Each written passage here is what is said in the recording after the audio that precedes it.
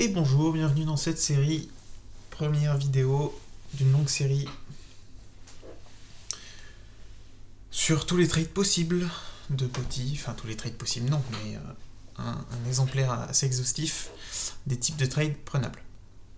Donc on se retrouve aujourd'hui même, le 25/01/2023 à midi à l'heure auquel je tourne cette vidéo, et on va parler d'une alerte qui s'est déroulée, comme vous pouvez le voir ici, sur le CAD à 10h34.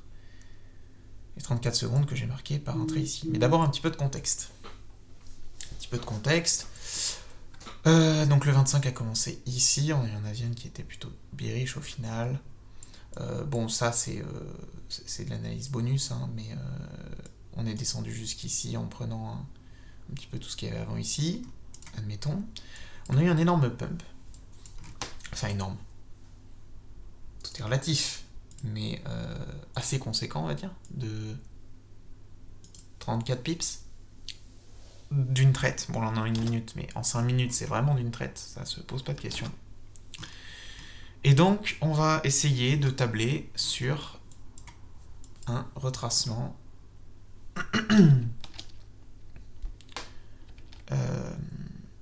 Donc, je l'affiche ici en plot time frame.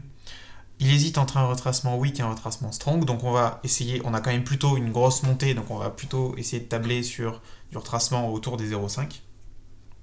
On ne va pas retracer, laissez-moi mettre le Fibonacci, quelque chose d'aussi gros, ça paraît très étonnant de retracer jusqu'au 70%, ça peut arriver bien évidemment, mais statistiquement parlant, on va plutôt se trouver dans une zone autour des 0,35 et des 0,5. Par ici donc.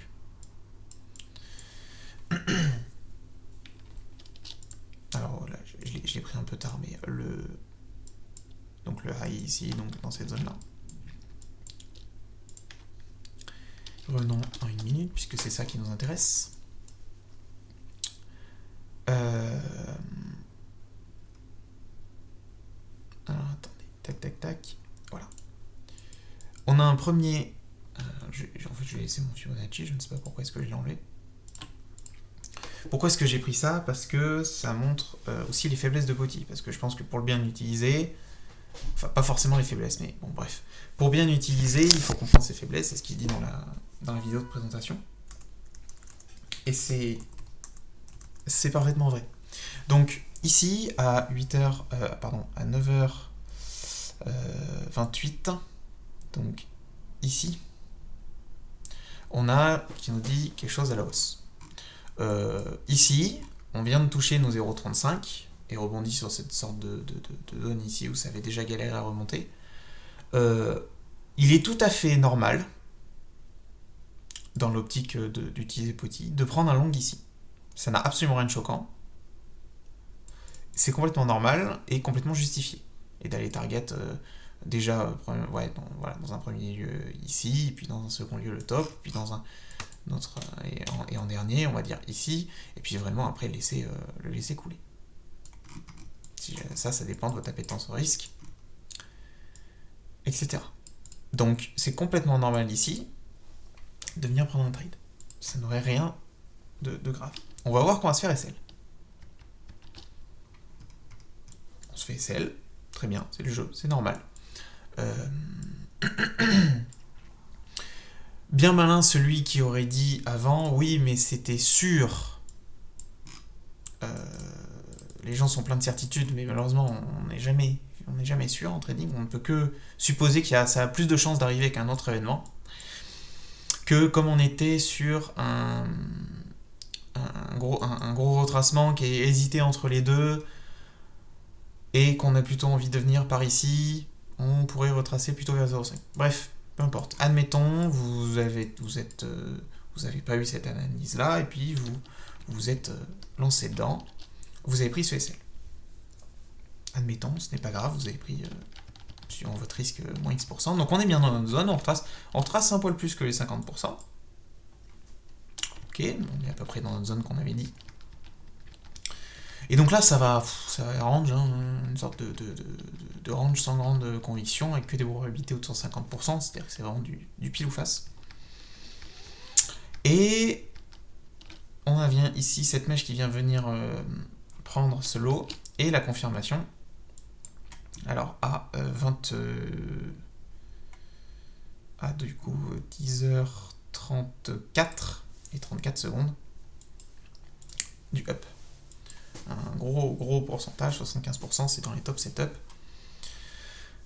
On arrive un peu tard, dans le sens où on est... Alors je vais juste enlever ça pour un peu plus de visibilité.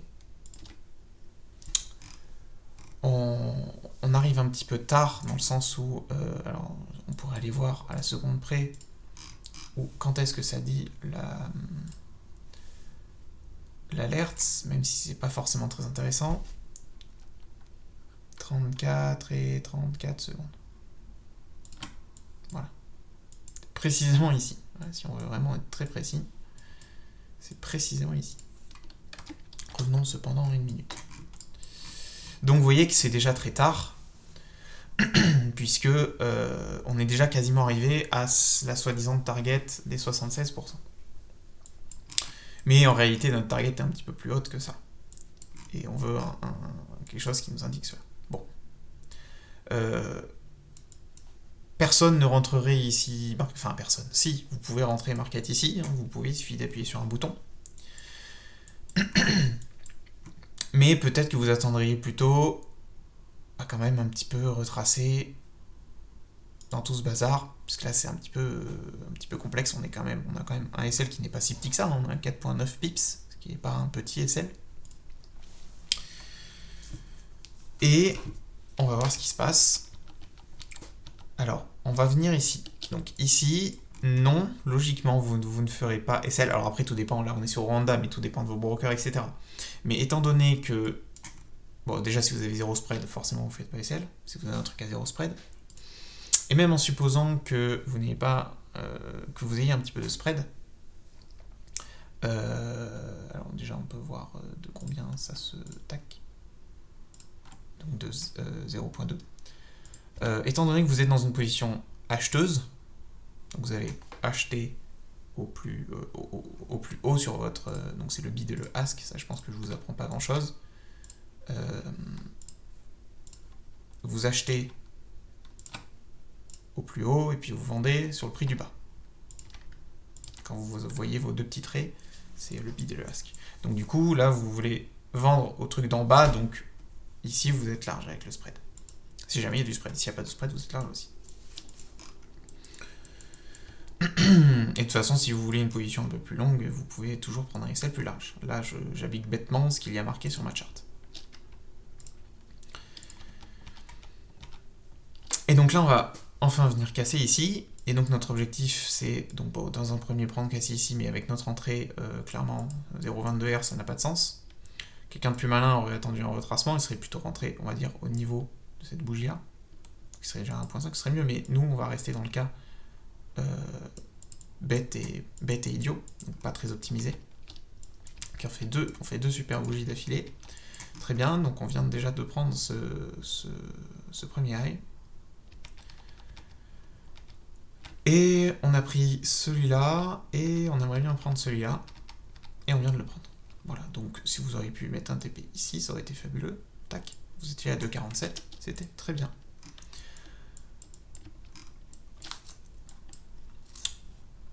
Donc on peut regarder, après voilà, vous pouvez essayer de couler votre trade encore une fois, ce n'est pas... Tac, mince. Ce n'est pas anodin que ça vienne rebondir à ce niveau-là.